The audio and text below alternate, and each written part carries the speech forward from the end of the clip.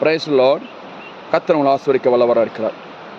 உபாகம் 28:1 வசனம். இன்று நான் உனக்கு விதிக்கிற உன் தேவனாய கர்த்தருடைய கட்டளைகளெல்லாம் நீ செய்ய கவனமாக இருக்கும்படி அவர் சத்தத்துக்கு உண்மையாக செவி கொடுப்பாயானால் உன் தேவனாய கர்த்தர் பூமியின் சகல ஜனங்களிலும் சகல ஜாதிகளையும் உன்னை மேன்மையாக வைப்பார். God bless you.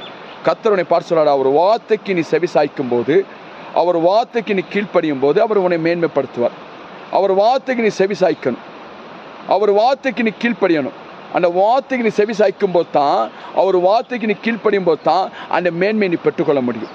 இதை தொடர்ந்து நீ செய்யும்போது கர்த்தர் உன்னை ஆசீர்வதிக்க வல்லவராக இருக்கிறார். இந்த உபாகம் 28:1 சொல்றாரு, மேன்மை வரணும்னா, உன் வாழ்க்கையில் மேன்மைப்படுத்தணும்னா முதலாவது அவர் வார்த்தைக்கு என்ன செய்ய, நீ செவி சாய்க்கும் போது அந்த வார்த்தை உன்னை உயிர்ப்பிக்கும், அந்த வார்த்தை உன்னை தொடர்ந்து நடத்தும். God bless you. எசப்பா, எங்களை நேசிக்கிறான் எங்கள் பரம தப்பனே.